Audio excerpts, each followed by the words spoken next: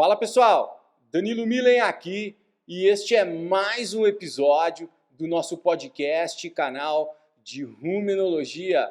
O episódio de hoje é sobre a continuação do nosso papo sobre metionina com a doutora Fernanda Lopes. Nessa segunda parte do bate-papo com a Fernanda, falamos sobre os efeitos da metionina, sobre parâmetros reprodutivos e também sobre marcadores inflamatórios. Se você já gostou do episódio anterior, vai gostar muito mais desse. Bom, sem mais delongas de novo, fiquem agora com a segunda parte do episódio sobre metionina com a doutora Fernanda Lopes. Fernanda, obrigado mais uma vez pelo seu tempo e disponibilidade para vir até aqui conversar com nossos ouvintes no nosso podcast, canal de Rumenologia. Então, recapitulando, né, o episódio anterior, que a gente chamou aí de metionina, né, e esse episódio aqui, vamos dizer que vai ser o metionina aí, parte 2, né, então a gente fez uma base muito boa, né, de metabolismo de aminoácidos e falamos, obviamente, né, no cerne do negócio, falamos de metionina, né, só que falamos muito mais em cima de efeitos produtivos, né, e muito mais também focado em animais, né, em vacas de leite, né. Então, esse episódio de hoje, né, essa segunda parte aqui do nosso assunto de metionina, a gente vai falar sobre alguns estágios específicos, como a transição, também vamos falar do efeito da metionina em reprodução, né, e também marcadores inflamatórios e talvez até eu dê um palpite aí em gado de corte, né, no final, se sobrar um espaço para mim. Não, vai sim. Fica à vontade, né? E vamos lá, né? Eu acho que não precisa se apresentar de novo, né? O pessoal já provavelmente que está assistindo esse episódio já assistiu o anterior. Então, vamos ao que interessa, né? Vamos cair aí nos metabolismos aí, né? Nos efeitos da metionina. Vamos lá. Primeiramente, obrigada, Danilo, mais uma vez pelo convite. Acho que a primeira conversa foi muito boa e ainda tem bastante coisas para a gente discutir aqui mesmo. Acho que hoje a gente vai sair ali do aminoácido da metionina como um nutriente, né, na parte do aminoácido nutricional, e hoje focar um pouquinho mais na metionina como um aminoácido funcional, né, até vamos falar que foi a teoria exposta por Dr. Hu em 2010 e vem sendo cada vez mais estudada, muito comentada, muito já pesquisada em humanos, né, onde a metionina está envolvida aí na ativação de vários mecanismos no metabolismo. A gente está tentando entender um pouco mais em ruminantes também como que isso está funcionando. Né, eu acho que podemos começar aí falando um pouco da metionina na parte de transição de vacas de leite, né, ou a importância aí da gente suplementar pré e pós-parto, o que a gente tem visto já nos estudos. Eu acho que eu vou até dividir aqui a minha apresentação, que acho que fica legal para o pessoal acompanhar um pouquinho mais. Para o melhor entendimento, né, Fernanda, eu vou pedir para você definir período de transição, só para o pessoal, tem muito estudante, né, de graduação, principalmente, que assiste, então só para a gente definir o que é o período de transição, ele começa onde, termina onde, só para o pessoal se localizar de que ponto a gente está falando. Beleza, então vamos lá. O período de transição, realmente a gente define entre 30 a 21 dias antes do parto até 30 dias pós-parto. Então, o conceito, acho global é esse, né? Mais fácil 30 dias antes, 30 dias depois. E aí, no pré-parto, a gente tem possibilidade de trabalhar com umas dietas mais diferenciadas, uma dieta mais aniônica, e também pensando nesses, vamos falar, nutrientes e aditivos que a gente pode trabalhar aí pensando em saúde hepática, já está aí preparando o fígado para o momento mais desafiador da vaca, que é o parto, e tudo que acontece depois, né? Então, seria aí o mesmo pré-parto de preparação para aquele momento do parto. E ao pós-parto, né, a gente começa aí onde a vaca ela tem que parir, ela tem que produzir leite, ela tem que comer, então é aquela loucura e ela tem que estar preparada para isso. Ou seja, é um período que o nutricionista, né, ele já espera que o consumo de matéria seca sempre vai ser mais baixo, né? No pré-parto, porque a vaca vai parir, né, rumen, né, comprimido, né?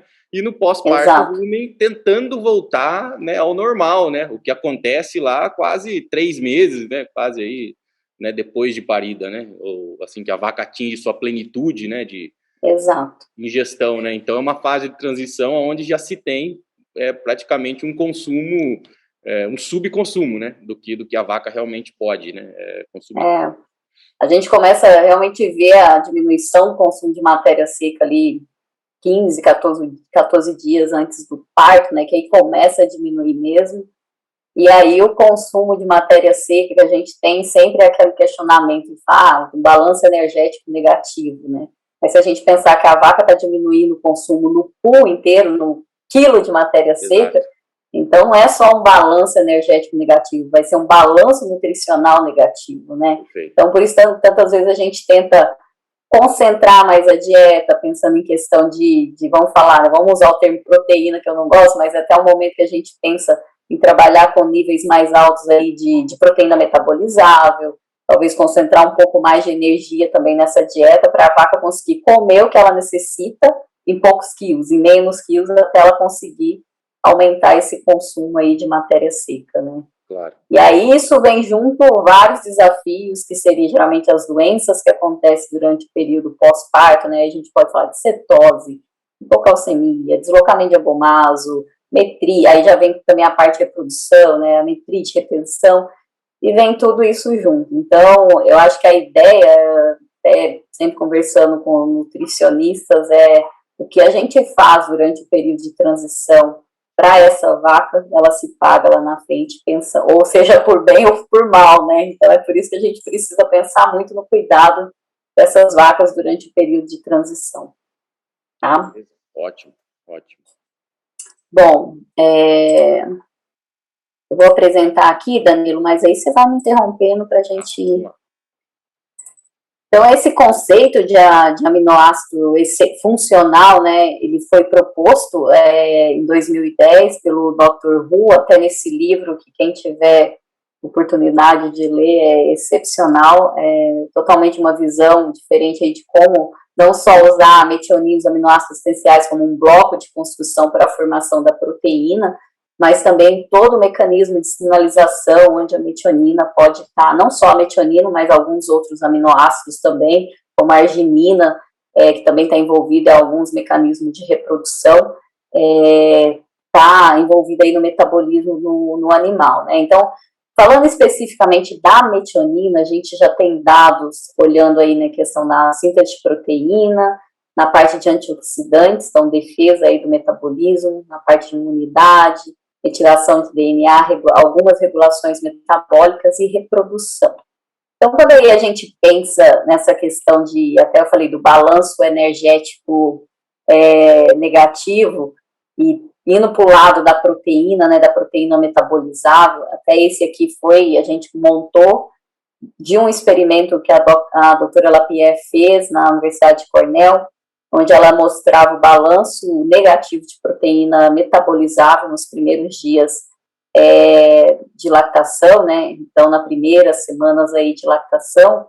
E aqui a gente fez uma simulação usando uma vaca de 45 quilos, uma formulação no MRC, para ver o quanto que seria aí a deficiência de proteína metabolizável, que seria a soma dos aminoácidos essenciais que a vaca está absorvendo, né? Então, em azul aqui a gente tem o que a vaca precisa, deixa eu pôr o ponteiro aqui. Então, em azul aqui seria a linha do requerimento da vaca, e aqui o que ela realmente está conseguindo comer, né? Então, o que ela está comendo de proteína metabolizável. Por isso que tem esse desbalanço aí, quando a gente comentou que ela está comendo menos quilo de tudo, né? E aí a gente pega isso, faz uma simulação em relação a gramas de metionina, do que a vaca estaria precisando nesse momento também. A gente tem aí em azul o que ela precisa, o requerido, e o que realmente ela está conseguindo comer, né? Então, aí se a gente joga uma dieta típica e nossa, sem suplementação de metionina protegida, teria essa deficiência aí em uma vaca 45, 50 litros de leite, praticamente 21 gramas a menos no primeiro mês aí de lactação, né? E depois vai diminuindo, que ela vai aumentando o consumo, e essa deficiência diminui. Mas pegando uma vaca dessa de 45 litros, a gente, plotar toda a lactação dela junto com a dieta e ver essas deficiências de aminoácido, provavelmente ela vai estar deficiente entre 8 a 10 gramas de metionina metabolizável até 210, 200 e poucos dias de lactação. Depois começa a cair, aí diminui esse requerimento. Tanto que quando a gente faz a recomendação, né, a gente fala, o pessoal pergunta, até onde eu tenho que suplementar? Você vai iniciar no pré-parto e pelo menos nos 200 dias você pegar a curva de lactação da vaca mesmo, nos picos, né? E o que a gente está falando aqui, né, Fernanda, nesse gráfico é muito legal que você está mostrando, né? É que a deficiência de proteína metabolizável logo após o parto, né? Ela é em grande parte devido à metionina, mas também pode ser devido a outros aminoácidos que talvez a gente nem saiba, né? Exatamente. Talvez exatamente. A gente nem saiba, pode ter algum outro aminoácido envolvido, né? É óbvio que já tem muito estudo de aminoácido, né? Mas, né, se fizer esse mesmo balanço, por exemplo, para histidina, né, para lisina, talvez, né, se for uma dieta com paralelos. É até engraçado aqui, ó. Esse aqui mostra um pouquinho isso. Esse aqui a gente coletou sangue das vacas sem nenhuma suplementação de aminoácido protegido, pré e pós-parto, para a gente realmente entender o que está acontecendo no pool de aminoácido no plasma durante esse período pré e pós-parto, né? Até para definir os experimentos de transição. Então, antes de fazer o experimento de transição, a gente fez essa avaliação no plasma, da concentração de metionina e lisina no plasma. Por que esses dois? Porque é os dois aminoácidos considerados os dois mais limitantes nas dietas, né? Então, é muito interessante que a gente vê aqui que a concentração da metionina diminui dia 14, menos 14, e só vai começar a aumentar depois do dia 28, né? Para chegar aqui, vamos falar numa linha base que a gente tem como seria, vamos falar, o ideal, né? Não o ideal, mas a média de vacas sem suplementação de metionina protegida. E a lisina é muito interessante, que ela tem um pico baixo aqui no dia 1 e depois ela sobe rapidamente, né? No dia do parto e depois ela sobe. Assim, até conversando com o Loro, o Fio, o pessoal de Illinois, a gente acha que a lisina, ela está muito, talvez mais relacionada à questão hormonal, a diferença hormonal ali no dia do parto, do que provavelmente um requerimento dela nutricionalmente nesse período, tá? O Fio está fazendo uns experimentos aí com a lisina durante o período de transição, interessante, mas ele está indo em níveis muito mais altos do que o NRC pede. Então, por exemplo, se a gente consegue chegar a 6,4% de lisina em relação à proteína metabolizável nas nossas dietas, tipicamente, ele está trabalhando com quase 8 e pouco. Então, assim, é para desafiar mesmo, se aumentar muito a lisina, o que ela vai estar ajudando a mais aí, e parece que está relacionada à produção de carnitina, em relação à saúde hepática também. Ou mesmo como você colocou aí, né, é um período que a vaca come muito pouco, né, e talvez eles estejam sendo utilizados como simplesmente precursores de glicose, para fazer energia para a vaca não consegue comer pós-parto, né, então, né, assim, o caminho, vamos dizer, mais fácil, né, o primeiro caminho seria, né, colocar esses aminoácidos em forma de glicose, né. Exatamente, não é nem só porque ela baixou o consumo, mas ela está demandando muito mais, né, ela começa a produzir leite, ela começa a ter um desafio gigante no fígado, então a demanda aumenta muito durante esse período também, fazendo uma comparação para lactação, quando ela já atingiu o pico ali, que provavelmente vai ser usado mais a metionina, pensando em produção de leite, síntese de proteína, do que toda a parte hepática e dessa parte imune, né? Você tem conhecimento de algum trabalho, por exemplo, que, vamos dizer, né, para economizar a metionina com a lisina nessa fase, nesse início, você dá um outro aminoácido, né, que ele pode usar para fazer glicose, por exemplo, né? Tirando a leucina, por exemplo, que, né, não dá para transformar em glicose, né? Quase todos os outros aminoácidos essenciais eles são usados na neoglicogênese, né? Então, assim, vamos dizer, sei lá, proteger uma histidina, proteger um outro aminoácido que, ao invés de, né, a vaca usar metionina e lisina, né, para fazer glicose, pelo menos ele usa a outra e economiza a metionina para síntese proteica, né, para fazer, né, tá ligado mais com balanço hormonal, né.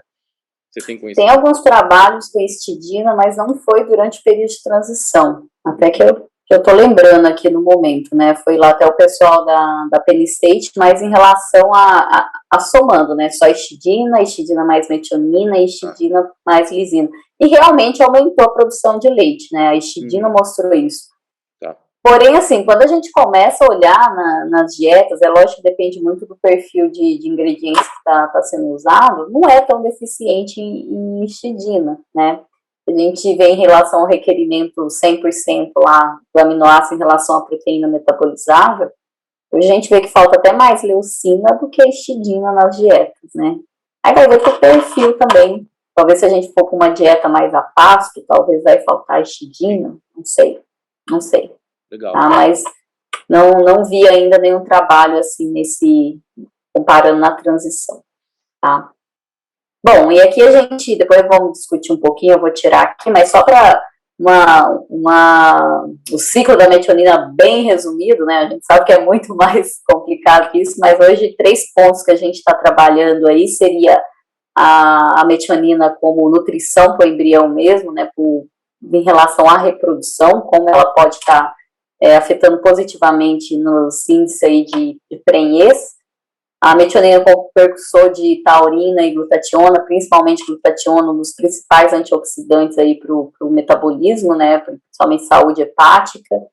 A gente pode falar também que a metionina ela tem a possibilidade de produzir fosfatiocolina e VLDL, aí pensando na questão de retirada de gordura do fígado, pensando em relação a cetoses, né, e também a parte de metilação, né, uma coisa aí que a gente está estudando mais, fazendo um trabalho nessa parte de programação fetal, e tem muita coisa para entender ainda. A gente está com alguns trabalhos aí na parte de embriologia mesmo, tentando entender um pouco mais lá com o Peter Hens, para ver o que realmente acontece ali, né?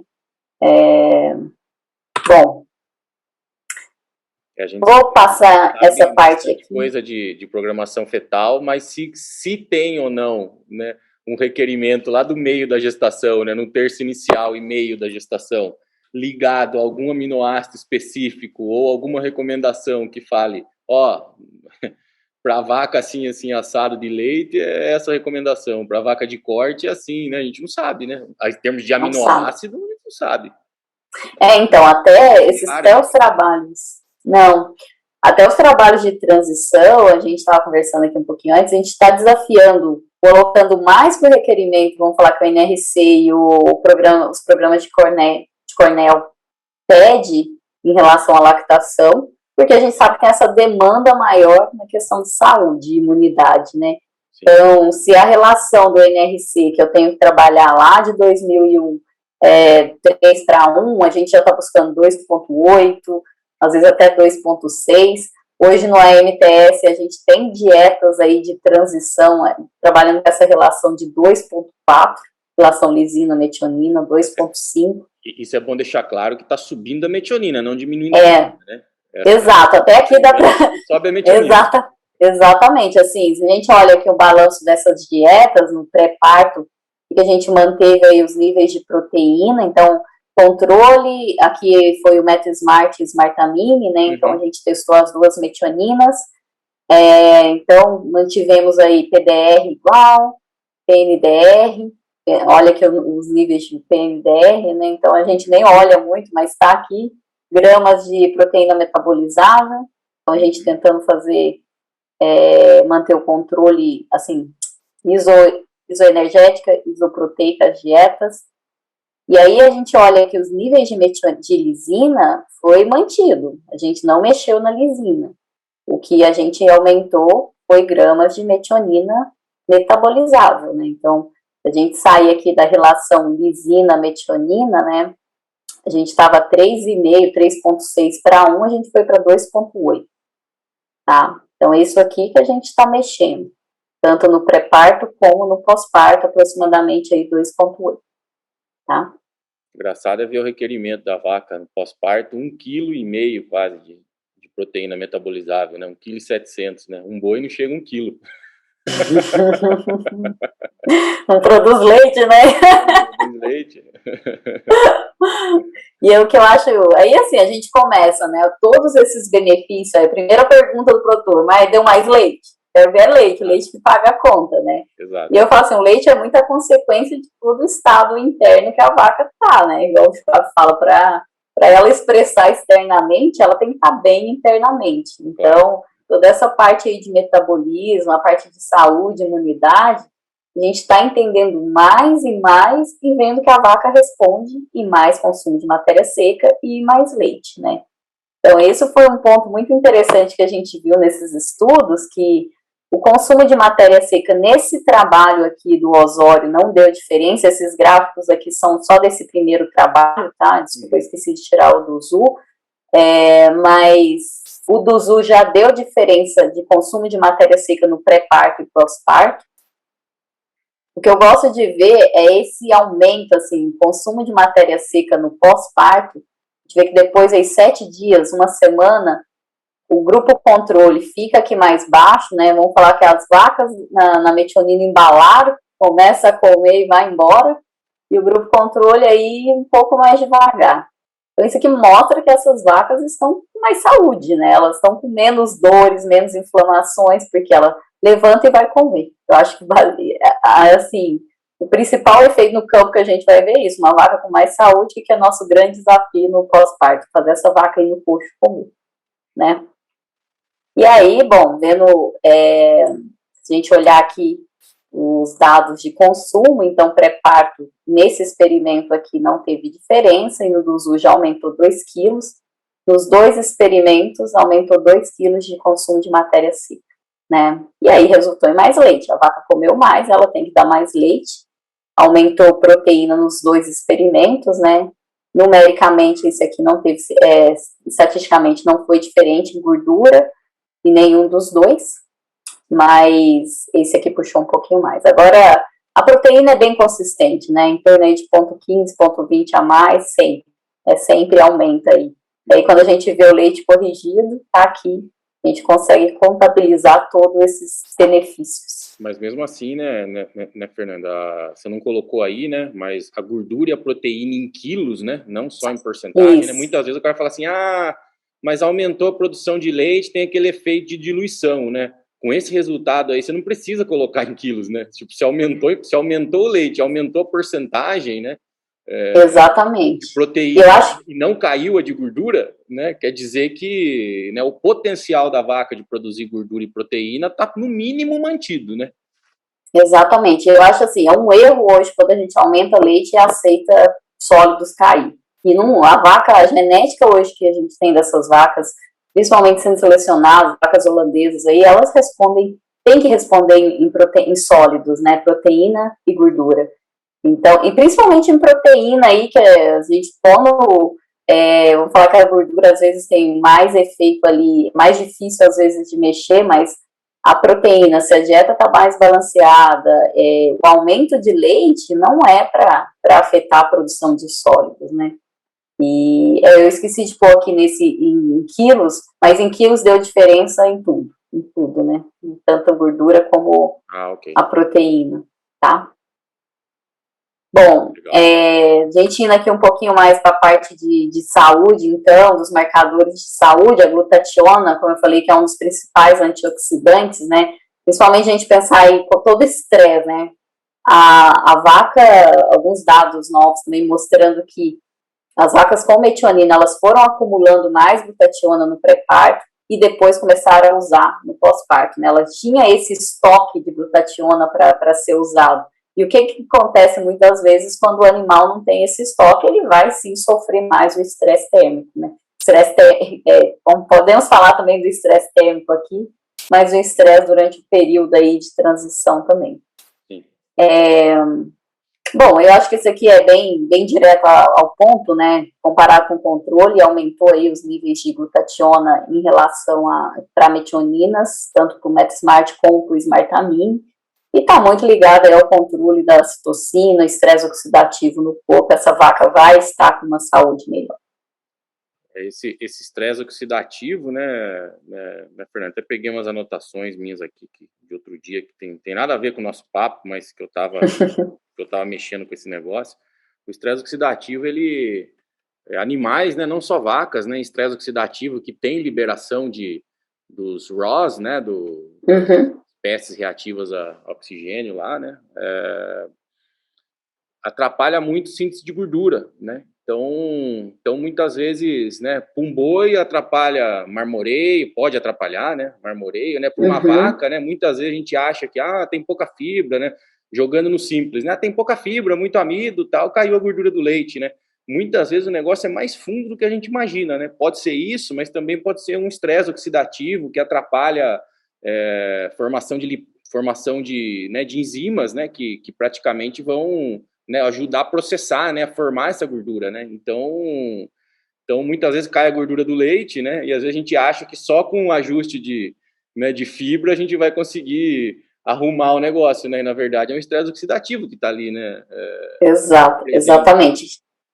E nós estamos agora com uma linha de trabalho aí com o metionine em relação a estresse térmico, né, então a gente está agora para medir glutationa, tentar aí alguns marcadores também de estresse térmico, o que a gente pode correlacionar com a metionina, né? Até o Fio Cardoso, ele vai fazer um webinar todo ano, né, no Dare Science, nós temos o Wine and Cheese, e aí tem um seminário, já são aí 15 anos de Wine and Cheese, e o Fio vai apresentar os dados aí de estresse térmico em relação com a metionina, né, como que afetou positivamente aí os efeitos negativos do estresse térmico. E a gente também está fazendo uma linha de trabalho com o pessoal do NEPEC lá, né, de Pelotas, com estação de monta em vacas de corte, para ver também tanto o efeito da metionina na reprodução e também no estresse térmico. Então, os dados de temperatura, em todos os 3 experimentos que nós fizemos, baixou a temperatura corporal das vacas, então agora a gente está tentando entender. A gente acha que está muito correlacionada à proteína lá, eu esqueci o nome agora, heat shock protein. Sim. Então, a gente não sabe se está tendo uma down regulation, up regulation, como que está acontecendo ali. Então, infelizmente, aí a gente está precisando dos laboratórios abrir mais para a gente começar a analisar isso tudo, mas vai ter muitos dados interessantes, porque em todos os experimentos a metionina baixou a temperatura corporal dessas vacas, e em 2 resultou em mais prenhez, e teve um que a gente usou um termômetro externo também no pescoço das vacas, além do digital, né, junto lá acoplado com o CIDR, não pode falar CIDR, né, mas é o nome. De progesterona? Isso. A gente, então, internamente as vacas baixaram a temperatura e externamente elas estavam com temperatura mais alta. Então, a gente sabe se está tendo alguma coisa em vala de dilatação, ela está conseguindo dissipar mais calor. Então, tem muita coisa aí para descobrir. É legal você falar do estresse oxidativo, né? Que, na verdade, o estresse oxidativo é consequência de um desbalanço, né? Entre o que é pró-oxidante e o que é antioxidante. Então, diminui os antioxidantes, né? Diminui catalase, diminui glutationa, peroxidase, né? Então, exato, qualquer estratégia nutricional que você faça que você aumente, né? Glutationa, catalase, por exemplo, e diminua, por exemplo, superóxido dismutase, né? Que é o contrário, né? Que aumenta o estresse oxidativo.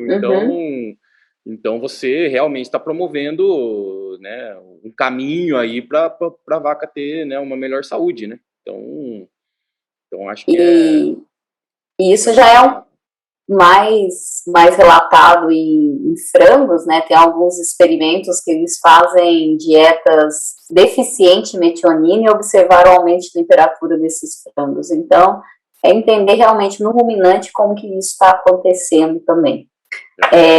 O pessoal que não está muito, vamos assim, resumir a conversa de uma maneira simples, né? O pessoal que não está muito ligado nesse negócio de estresse oxidativo, uma vaca que tem alto estresse oxidativo diminui a capacidade de defesa celular, né? Ou seja, vai ficando com as células mais velhas, com as células mais suscetíveis, né? E consequentemente menos saudável, né? Então a capacidade de defesa da vaca diminui. É da vaca ou de qualquer outro ruminante aí, estresse oxidativo. E aí a gente pensar também, né? Que se ela está sofrendo aí sistema imune mais eficiente, inflamações, ela vai estar gastando mais energia também, né? Para manter, para combater tudo isso, essas citocinas, citoquinas, tudo isso, né? Então, ela está deixando de pôr energia para ir para o leite, para combater e para melhorar o sistema imune, né? E sem contar com o principal desafio da vaca, né, Fernanda? A vaca pariu, ela já está, né, pode estar tendo estresse oxidativo devido, né, a toda essa, né, esse período periparto, né, tudo isso, né? E aí você chega com uma dieta, né, uma dieta super adensada energeticamente, né, pós-parto, né, que você quer compensar, né, o que a vaca não come, né? E aí também essa dieta, né, por ser muito fermentável no rumen, também pode, muitas vezes, exacerbar, né, esse estresse oxidativo, né? E aí é tudo aquele negócio que a gente vai conversar, né, depois, né? A vaca fica inflamada há muito tempo, a vaca demora mais, o anestro fica prolongado, demora mais para dar cio e tudo mais, o negócio vai alongando, né? Exatamente, o sistema imune ele tem prioridades, né? Se ele está com algum tipo de inflamação e tudo, ele não vai gastar energia para produzir leite ou produzir para reprodução, nada disso. Então, é igual a gente quando está com febre, né? Se você tenta economizar energia ali, seu sistema imune está tentando combater aquilo ali, né? Exato.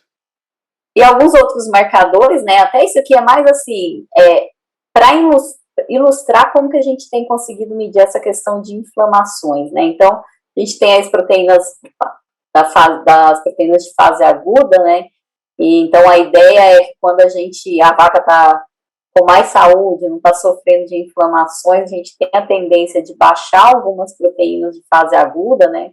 Positivas, como a gente falar, o amiloide sérico, a ceruloplasmina, a aptoglobina, que não tá aqui, e aumentar algumas das proteínas negativas, né? Que seria aumentar ela seria bom.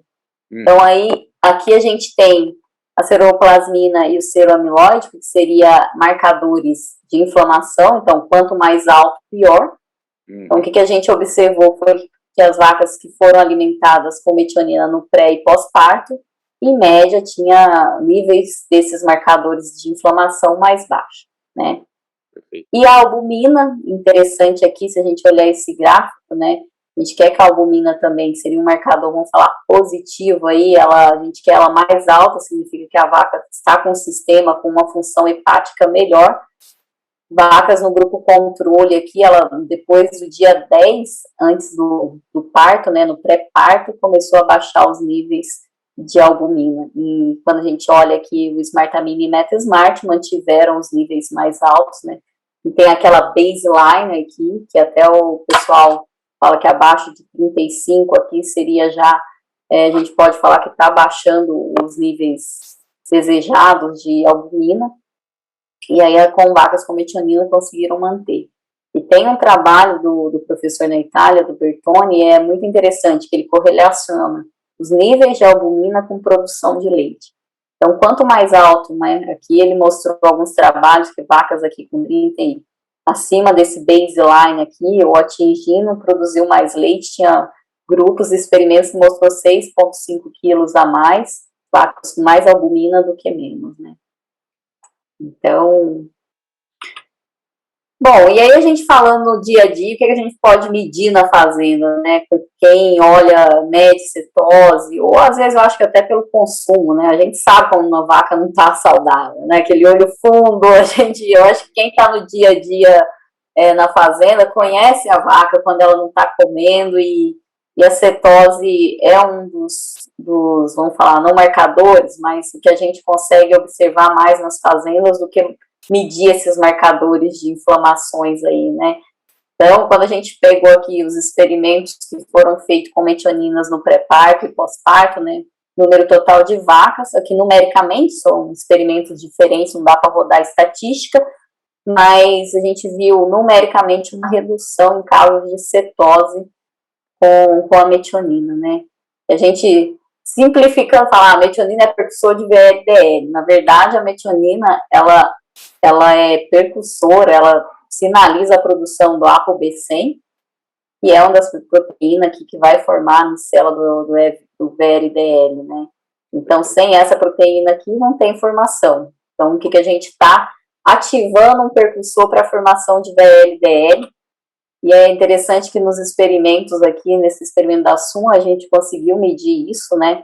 Aumento da produção da ApoB100 correlacionar com o aumento da produção de VLDL. Então, você tem mais transporte aí, mais mecanismos para transportar a gordura do fígado e evitar cetose, né? E aí tem uma discussão, né? Até no Discovery. É isso. Assim, vacas de alta produção, né? Na verdade, eu acho que todas as vacas de alta produção mesmo, a gente fala de vacas de 40, 45, 50 litros de leite, essas vacas vão ter uma cetosinha. Às vezes é até saudável ter uma cetosinha, porque significa que ela está ali, o metabolismo está trabalhando e ela está sendo desafiada o tempo inteiro. O negócio é como que nós vamos dar todo o suporte que essa vaca precisa para lidar com essa demanda, né, de produção de leite aí cada dia mais alto. E o quadro de cetose pode ser, né, vamos dizer assim, amenizado ou simplesmente, né, ser mais severo, né, dependendo do nível de produção, né. E tem os dados ali, o Zé Eduardo sempre fala bastante sobre isso, né, tem as meta-análises dele e mostra que uma vaca que teve uma cetose subclínica, ela já vai diminuir a produção dentro daquela lactação em torno de 10 a 15% da produção de leite, né. Então, beleza, ela teve uma cetosezinha ali, subclínica, recuperou, mas ela já prejudicou ali o potencial que ela teria naquela lactação, né. Então, por isso que a gente fala assim, tudo que você fizer, né, para as vacas durante esse período de transição, pensando no suporte imune, saúde hepática, ela vai responder lá na frente, né. Bom, aqui a gente tem até uns dados que a gente está trabalhando mais aí pensando, temos experimentos agora sendo conduzidos na parte de mastite, né, para entender mesmo, porque nesse experimento do ZU, aqui é uns dados de fazenda comercial, a gente começou com metionina, diminuiu a quantidade de células somáticas, mas o que eu, assim, gosto de falar muito, que muitas vezes a gente bate, tem que aumentar a quantidade de neutrófilos, certo produto vai aumentar a quantidade de neutrófilos, mas não é só aumentar, né, ele tem que ter a capacidade fagocítica, né, de combater a toxina. Então, isso que eu acho interessante, toda vez que alguém apresentar um produto, alguma coisa, vai aumentar a quantidade de neutrófilos, mas ok, mas ele está aumentando a capacidade booster dele, a capacidade oxidativa de realmente combater as toxinas, né? Exato. Então, esse é um ponto aí. Então, essa é uma área que a gente está com 2 ou 3 experimentos, se eu não me engano, sendo conduzidos agora para entender esse metabolismo, o mecanismo de ação da metionina em relação à saúde da glândula mamária. Legal. Bom? Legal. Bom, vou parar aqui daqui a pouco os slides, que tem muita coisa que eu quero mostrar, eu me empolgo aqui. Mas... Fica à vontade, fica à vontade. Esse trabalho aqui, eu até comentei um pouquinho dos dados de produção no outro podcast, no primeiro, lá do experimento que nós fizemos na Fazenda Francana, pré-parto e pós-parto, e um dos indicativos, né, que a gente tem, até foi desenvolvido pelo professor lá na Itália, que é o Liver Index, né, que seria um marcador de saúde hepática. E esse marcador, ele usa albumina, colesterol e bilirrubina. Então, quanto maior a concentração, melhor, né? Significa que o fígado está mais saudável, essa vaca está sofrendo menos aí. A gente olha aqui, né, a Fazenda Francana, as vacas são muito boas, não tivemos nenhum aqui, ó, se a gente começar a olhar esses parâmetros, nenhum foi diferente estatisticamente, nem os marcadores aqui de inflamação também, alguns que a gente usou aqui, triglicerídeos, nada, comparado à metionina em controle. Mas quando a gente olha esse index de saúde hepática, também não foi significante, mas a gente viu que teve um aumento aqui, né, numericamente. Quando a gente coloca isso, esse dado aqui que eu gosto de mostrar, né, uma fazenda muito bem estruturada, muito bem manejada, as vacas muito saudáveis, e a gente ainda viu uma diferença em descarte involuntário. Então, se a gente pega aqui o grupo controle, descartou 12% de vacas nos primeiros 60 dias, comparado com 2% na metionina. Então, assim, quando a gente, mesmo não dando significamente, porque assim, né, experimento para dar diferença nessas partes de saúde metabólica, a gente precisa de muitas vacas. O Sim. nosso tinha 166, mas ainda não foi suficiente para pegar a estatística. Agora, no número de descarte involuntário, né, deu uma diferença bem significativa. E quando a gente vê os dias até o descarte, essas vacas no grupo controle, em média, ficaram 155 dias na fazenda, e as vacas na metionina, 227 dias. Aí você começa a perguntar, né, o quanto que custa o descarte de uma vaca, né? Se paga usar uma metionina protegida, que realmente tem efeito, né, que vai chegar lá no intestino, ser absorvida, e a gente vai ver esses resultados aqui em saúde. E as causas de descarte são essas que você mostrou aí, ou tem outras envolvidas, por exemplo, sei lá, problema de aprumo ou coisa assim que talvez não fosse... esse descarte está ligado a esses parâmetros, a mastite, a hipocalcemia, a cetose, ou Isso. parâmetros envolvidos? Esses foram basicamente o que a gente correlacionou aqui com o descarte involuntário. Legal. Tá? E esse trabalho a gente já está em processo de correção agora, a gente espera publicar vamos mandar para o Dairy Science, então espero ser aprovado aí logo. Então aqui em gráfico, bom, a gente pode, eu acho que eu vou cortar aqui um pouquinho para a gente falar um pouco da reprodução.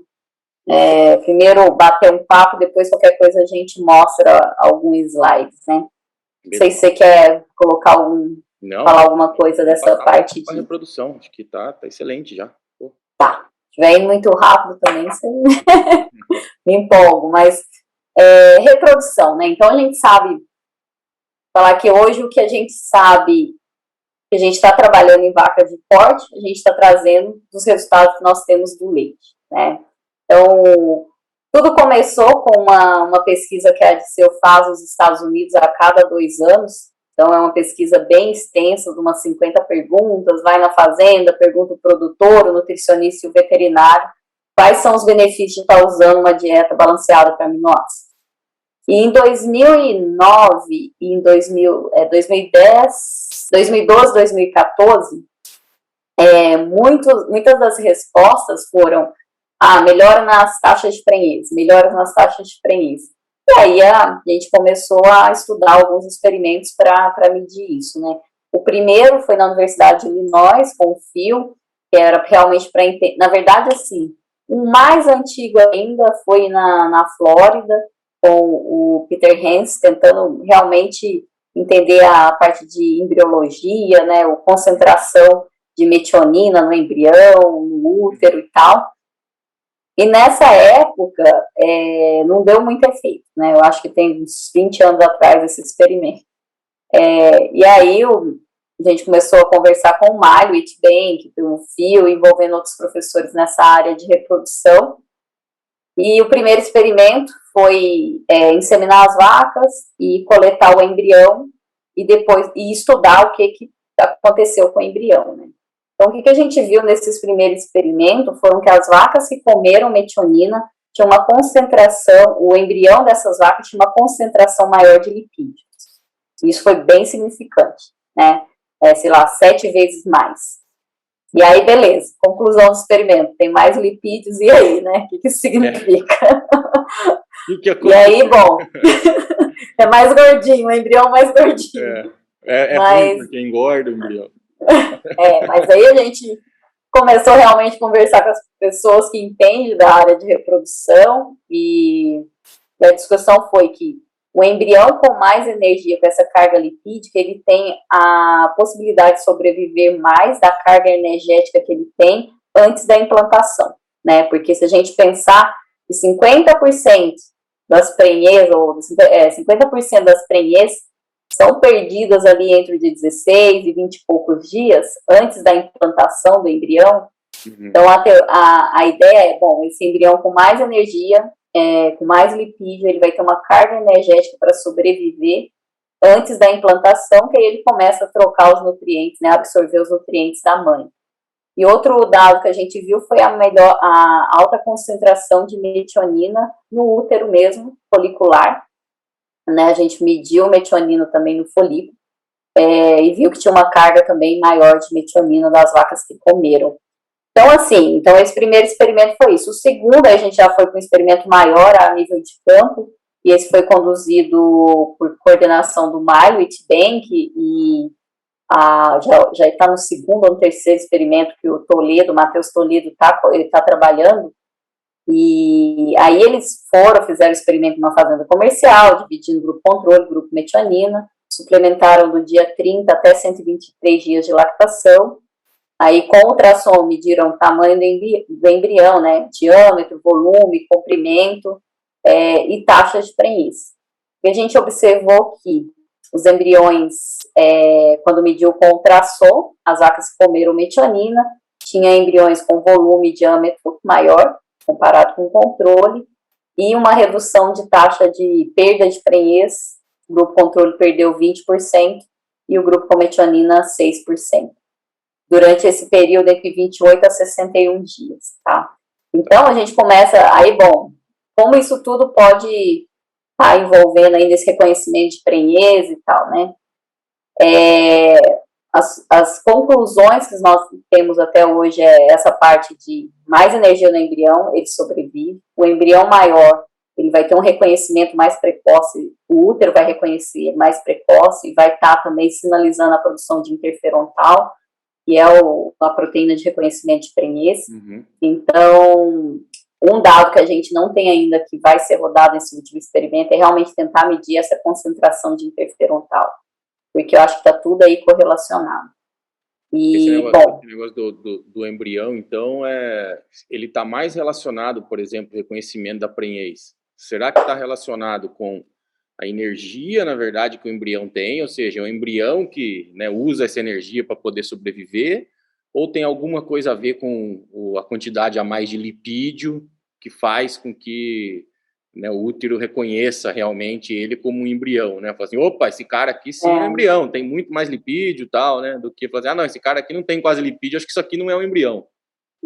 Conversando com o Phil e com o Miley, eles acham que está mais relacionado ao tamanho do embrião, né? O tamanho. E pode estar, o embrião com mais lipídio, talvez ele seja maior também, né? É o que faltou no primeiro trabalho. Então, a gente medir realmente a quantidade, o tamanho do embrião que tinha nesse embrião com mais lipídio, né? Mas, assim, essas são as hipóteses que a gente tem até agora. E aí, quando a gente coloca tudo junto, uma vaca mais saudável, sistema imune melhor, mais antioxidante, isso tudo também vai afetar na reprodução, né? E assim, indo no campo, conversando com os clientes que a gente tem já de anos aí, de 4, 5 anos, alguns números que a gente tem levantado aumento de taxa de vacas inseminadas, vacas prenha na primeira inseminação. Então, você está diminuindo os dias em aberto dentro da fazenda, inseminando menos, porque você está emprenhando a vaca na primeira inseminação. E é isso que a gente quer, né? Então, esse é um ponto aí bem interessante quando a gente começa. No final, tem que pagar o quanto que custa uma perda de prenhez, né? Quantas pessoas fazem essa conta dentro da fazenda? Então, esse é um número aí.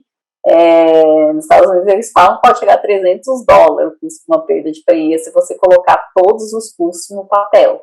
Os dias em aberto, o custo veterinário, o custo do sêmen, todo o protocolo, né?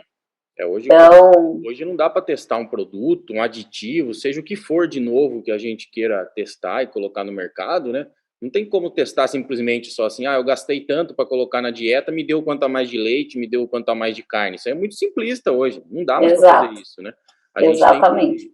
A gente tem que simplesmente, né, ver o negócio como um todo, né? O que melhora em termos de parâmetro de saúde, né? O que você deixa de perder, né, na verdade, né? Porque, né, com aquela determinada estratégia, né, tem que tudo ser colocado numa equação só, né? É muito simples hoje, falar assim, esse produto não compensa porque simplesmente, o quanto que eu gastei, o quanto que produziu a mais de leite não pagou, né? O quanto produziu mais de carne não pagou, né? Então, né, não é bem por aí, né?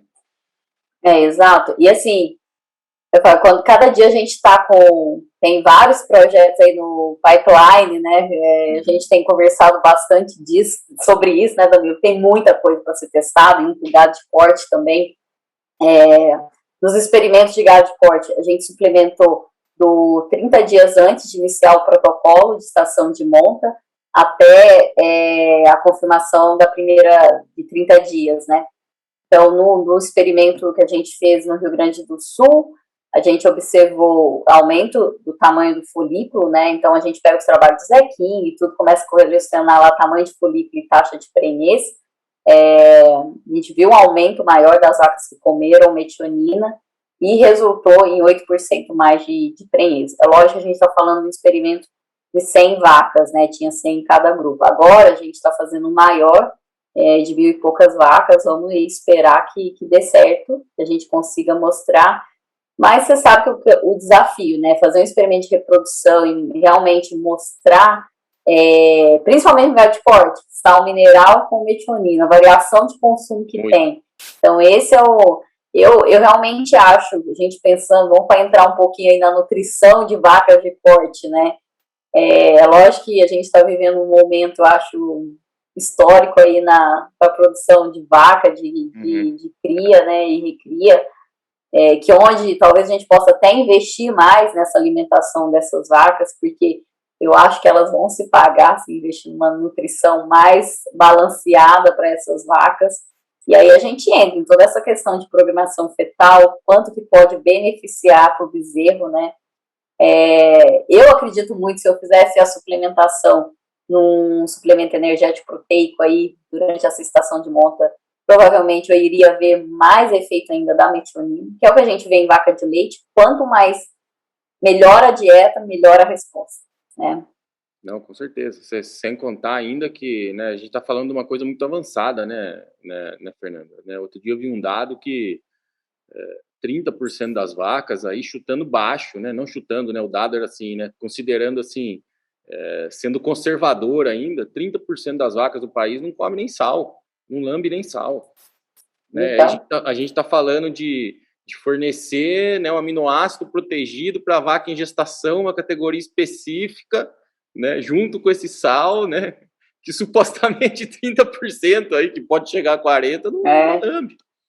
Mas eu lembro que o primeiro experimento que a gente fez em 2017 tinha que ter quase 6 bezerros a mais para pagar aí para um rebanho de 100 vacas, né? Hoje, um bezerro paga tranquilo. Então, assim, se a gente aumentar aí uma... Tá? Então, e assim, eu acho que vem a oportunidade de discutir o sistema de alimentação, de nutrição, né? Eu não sei a sua opinião sobre esse mercado. Você acha que vai voltar o preço que era antes? Ou está no momento de realmente olhar diferenciado para essas vacas aí para nutrição? Não vai voltar tão, que eu acho, não vai voltar tão cedo, não. A taxa nossa, a gente já bateu muito pouco boi ano passado, né? Então. Muito pouco boi. Agora o pessoal está começando a segurar, né? Aí segura a vaca tal, mas eu acho que a arroba, né? Não sou um cara de analista, não sou analista de mercado, mas pelo que a gente está vendo aí, olha os preços da arroba, né?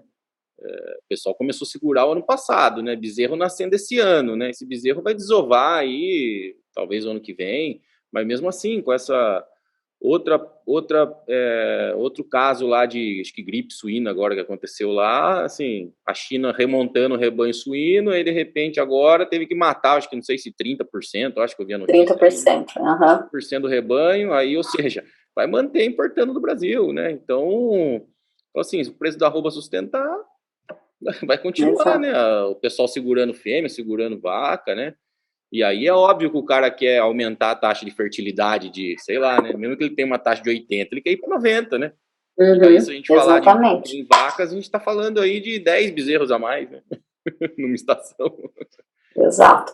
E assim, aí nós estamos explorando. Eu acho que eu gosto muito dessa parte de vaca, né? Então, tanto de leite quanto corte, eu acho que tem muito o que ser feito aí.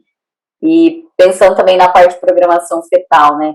Até um ponto, quando a gente está pensando na programação fetal, suplementar a metionina só nesse período não estaria impactando tanto ali na programação fetal. A gente teria que alimentar até ali 3, 4, 5 meses, né, Danilo? Se a gente pensar nesse desenvolvimento de fibra muscular e tudo isso, né?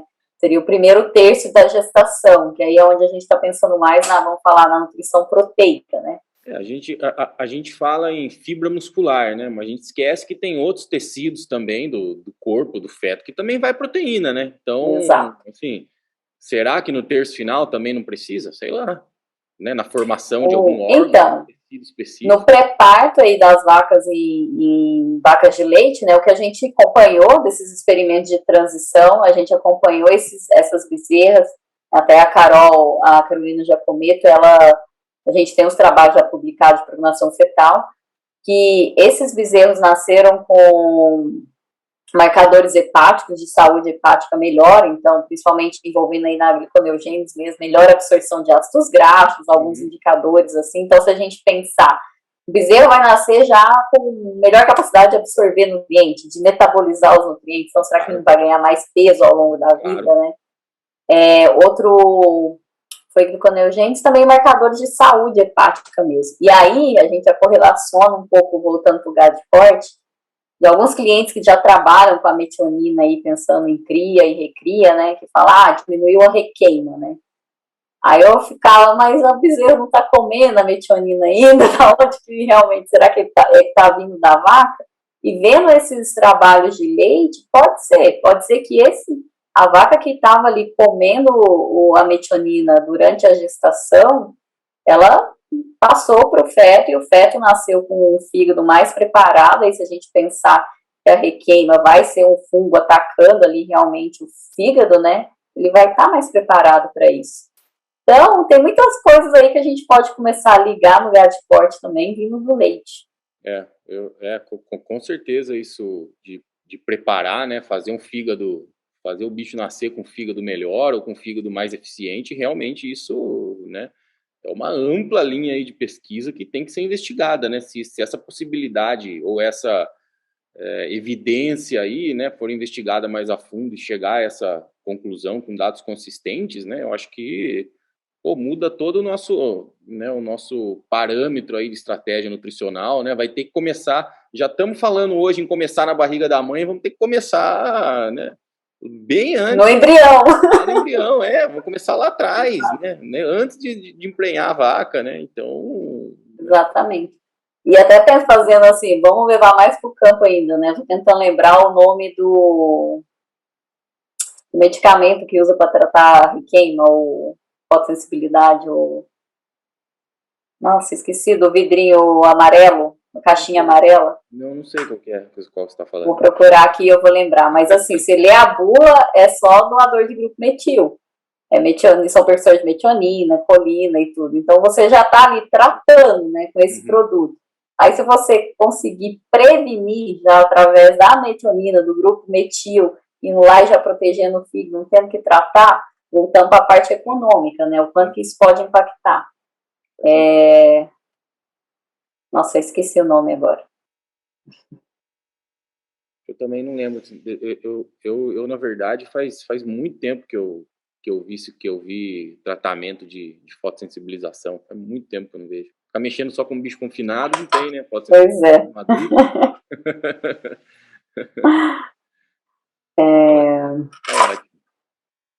Bom, o que mais? Deixa eu ver. A gente falou de transição, de reprodução. Falamos de inflamação já. De inflamação. Os parâmetros aí inflamatórios, né? Eu acho que eu podia, para a gente, né, chegar numa parte final aqui, acho que eu podia compartilhar minha tela, mostrar um esqueminha que eu fiz aqui com gado de corte, né? Só para o pessoal do gado de corte também se sentir incluído, né? Não se sentir tão excluído, né? Essa menina do leite só vem aqui pra... mas assim, até também, Danilo, falando... vamos você explicar essa parte aí, depois eu vou dar um feedback também de alguns trabalhos que nós fizemos durante a recria, né? Também com a suplementação de metionina. Aqui é rapidinho, né? Só para a gente, como a Fernanda disse, né? Na transição, né? Quando conversamos de transição, né? Que a vaca não come, né?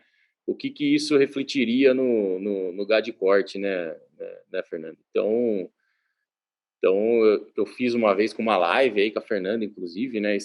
Algumas contas, né? E aí peguei um animal em adaptação, que seria a nossa transição no gado de corte, né? No confinamento, né? E aí assumindo que também, né? No confinamento o animal começa com consumo menor, né? E termina, obviamente, com o consumo que você quer depois de 14, 20 dias aí de adaptação. Então, se a gente fizer uma conta rápida, né? Eu fiz essa conta no NRC, né? no BCNRM agora, né, que é o NRC novo, né?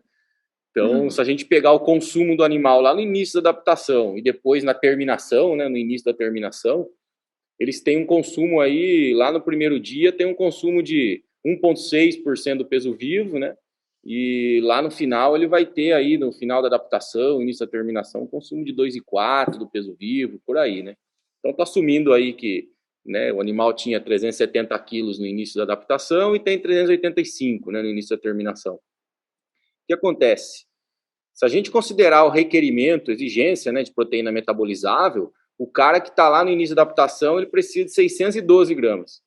O cara que está no início da terminação precisa 876, né? Você lembra que eu brinquei com a Fernanda aqui que, né, as vacas lá em lactação, 1.700 e poucas gramas, né? Então, o dobro aí, né, praticamente, né? Do animal que não produz leite, né?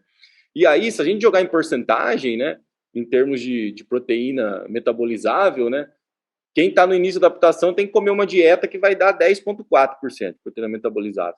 Quem está no início da terminação, depois da adaptação, 8,3%. Né? Ah, mas isso aí é muito perto, dá para... Isso aí... Olha a minha Síria aqui falando. Isso aqui é muito fácil, né, em termos de ajeitar a dieta, né? Ah, tá muito próximo, né? Mas se a gente olhar em proteína bruta, né, para ver como é que fica, né? Olha só, o animal que está lá no início, né, o requerimento, na verdade, de proteína bruta do animal no início da terminação é 1,5 kg, né? Isso de proteína bruta, né? Já considerando aí PDR, PNDR e tal, né? Os balanços de aminoácidos. E se a gente balizar isso pelo consumo, o que vai acontecer? O animal que está na terminação, você precisa fazer uma dieta com 14,7 de proteína bruta. O cara que está no início da adaptação, você teria que fazer uma dieta de 26% para você atender as exigências de, assim, né, quase atender todas as exigências. E mesmo assim, né, mesmo colocando 26%, ele fica ainda com um balanço negativo de proteína metabolizável de -7. Você fala assim, vai, -7 e tal, beleza, né? Então, olha a diferença, né? Praticamente, né, logicamente que pelo consumo menor, né? Mas você tem que adensar tanto a dieta, teria, né, que adensar tanto a dieta no começo do período de adaptação e confinamento, você teria que chegar aí a 26% de proteína bruta na dieta e mesmo assim você ia ter um balanço levemente negativo, né, de proteína metabolizável. Né? E aí quando a gente pega os aminoácidos, né, e a gente olha lá depois da adaptação, o mais limitante é a histidina, depois lisina, depois metionina. Né? Só que se a gente olhar, né, a histidina por si só, né, a gente tem 0,22% aí de histidina, né, lá no 22,4 gramas, né, de exigência, né, no final da adaptação, começo da terminação, né. Só que a gente pegar esse requerimento e jogar em porcentagem, a gente precisaria colocar mais histidina, né, tem que subir isso aí para 0,26%, né, na adaptação, no início da adaptação, né, porque o animal come menos. Aí, ou seja, aí a gente tem uma pequena inversão lá no início da adaptação, né? Aí a gente inverte aí a lisina com a histidina, né, de acordo com o NRC, né, a metionina continua sendo o terceiro limitante. Né? Então é óbvio que, não, vamos colocar mais farelo de soja, tal, no início, então, começar uma adaptação com mais proteína verdadeira para suprir lisina, tá, beleza, mas os outros dois, né? Os outros dois, histidina e metionina, né? Então, o que eu estou querendo mostrar, né, nesse esquema, né, é que na transição, né, para gado de corte também, o consumo é mais baixo, né? Então, estou mostrando lá nos gráficos aí em verde, né, nas barras, né, o animal sai de consumo de 5,9, 6 para um consumo de 10, né? Então, numa transição dessa, né, a dieta realmente tem que ser adensada, né? Senão a gente vai ficar devendo muito, né? A gente deve muito, começa a dever aminoácido, não vamos chegar nunca numa dieta com 26% de proteína bruta, então vamos dever aminoácido, vamos dever proteína metabolizável como um todo, né? E aí é o que a gente conversou, né, Fernanda? Talvez seja menos evidente em gado de corte, né? Mas todo o mecanismo que a gente falou de metionina e de outros aminoácidos para fazer fator fazer fator antioxidante, né? Diminuir disparo de proteínas de fase aguda, né? Tudo isso é importante, né? Principalmente na fase de transição. Então, se a gente fornece menos proteína, né, nesse início dessa transição, a gente aumenta o potencial, né, dos nossos animais, dos bois, das vacas, em ficarem inflamados, né? Muitas vezes o animal às vezes mudou de ambiente, né, viajou, tal, não é muito caso de vaca de leite, mas em caso de gado de corte sim, né? Então ele já chega já com o sistema imune, vamos dizer, mais indefeso, né? Então piora mais a defesa celular, porque você tem uma dieta com menos proteína, né? E muita gente ainda faz esse início de adaptação com mais proteína, né? Não, vamos começar com 16 de proteína, 17, puta, ótimo, mas daí que na simulação é 26, ou seja, ainda tá quem, né? Então, assim, no meu ponto de vista, né, e eu acho que essa jogada dos aminoácidos protegidos, né, principalmente nessa transição pagar de corte, pode dar muito certo, porque você joga uma coisa específica ali dentro, né, que passa pelo rumen, né, e chega lá no intestino, né, para exatamente suprir essas limitações, né, da transição. Né? Exatamente, e até aquele experimento que eu dividi com você, que nós fizemos aí em Mato Grosso, durante a recria, e esses animais depois entraram no confinamento, foi muito interessante que nós vimos que os animais que comeram metionina durante a recria, quando eles entraram no confinamento, no período de adaptação, eles ganharam 122 gramas a mais. E aí a gente está medindo todos os marcadores também de saúde hepática e tudo. O que chama muita atenção é a questão de diminuição de marcadores de inflamação e a glutationa também, maior concentração de glutationa. E assim, talvez não justifique realmente a suplementação durante todo o período de confinamento, né, questão, mas talvez nessa parte de adaptação, se tem uma dieta diferenciada, e pensando na recria também, principalmente desse acúmulo, né, o animal vai acumulando glutationa, antioxidantes ali, que na hora do estresse ele tem para usar. Então, alguns pontos aí que a gente tá levantando. Exato, eu até coloco aqui também que além disso, né, na parte produtiva, né, você já pode iniciar um processo de achatamento de curva, né? O animal, nesse peso que ele entra no confinamento, que é o peso tradicional, né, que os animais entram no confinamento no país, ele tem uma exigência ainda de proteína metabolizável mais alta, porque ele ainda está depositando músculo, né? Ele está aí, né, bem antes do peso maduro, né? Então esse animal vai querer proteína metabolizável. E aí ele vai ficar aí praticamente 2 semanas com, né, até atingir o consumo que você quer, ele vai ficar deficiente de proteína metabolizável e um monte de aminoácido. E aí a energia que você pôs na dieta, ele faz o que com essa energia, né? Ele, obviamente que ele vai começar sinalizar aí para começar o depósito de gordura, né? Então, para algumas raças é legal, talvez seja interessante, talvez sim, né? Uma raça muito grande, né? Talvez um canchinho, charolês, né? Um limousin, que aí você tem que achatar a curva mesmo, talvez seja interessante, mas para o nosso Nelore tradicional, talvez não seja interessante, né? Talvez você... Exatamente. E outro ponto que a gente tem discutido, Danilo, até esses aumentos de gordura, né, no leite aí com relação à suplementação de metionina, como que isso a gente passasse para gado de corte, como isso poderia, pensando na carne, né, no acabamento, carcaça e tudo isso, marmoreio, assim, a gente ainda não tem nada sobre isso, né, mas se a gente pensar que está ativando algum gene lá na parte de transporte de gordura, tem muita coisa aí pra gente... tem muita coisa, a gente não sabe, né? Se melhora alguma coisa, se pode ter implicação em qualidade de carne mesmo, ou somente em síntese de muscular, né? Ou simplesmente assim, né? Mas nunca é muito simples, né, Fernanda? Sempre tem, sempre tem o simples e umas coisinhas a mais, né? Sem dúvida. E assim, né, até falando aqui, sim, por que a metionina, no caso de gado de corte, vai ser o terceiro, né? Principalmente por causa da dieta. Você tem mais milho na dieta, comparado com uma dieta de vaca de leite, né? Você tá, dieta de vaca de leite é um trabalho de 50%, 55%, 60% de forragem, e o resto vem dos grãos, né? E a silagem e a dieta de gado de corte totalmente diferente. Você vai aumentando milho e derivados aí, subprodutos do milho, que tem maior concentração de metionina. Então, isso assim, né, não é receita de bolo, por isso tem que entender o perfil da dieta, né? A gente fala, não é um aditivo, é um nutriente. A coisa está em constante mudança, né? A gente pega os NRCs, né? Mesmo o NRC de corte, que é mais novo, né? A gente olha os balanços de aminoácidos, tipicamente, numa dieta de terminação, vamos falar assim, né? Em confinamento, que é uma dieta mais, vamos dizer assim, mais desafiadora, né? Tipicamente, a gente não tem deficiência de aminoácidos, é o que o NRC fala. Se a gente balancear bem os nossos ingredientes, você não precisa colocar aminoácido por fora, né? A gente balanceia lá por PDR, olha também balanço de nitrogênio, peptídeo no rumen, tal, proteína metabolizável para o animal, e o balanço de aminoácido inteiro do animal, o NRC está falando que fecha. E considerando um requerimento de proteína metabolizável de aminoácido fixo, né? Que é igual ao do leite, né? Exato. Né? Então, assim, igual a gente comparar as análises, as dietas de vaca de leite mesmo, né? Até 30 litros ali, simula muito bem. Passou disso, aí começa a endoidar a curva de requerimento de proteína. Eu acho que esse ajuste na transição, seja para gado de corte ou gado de leite, né?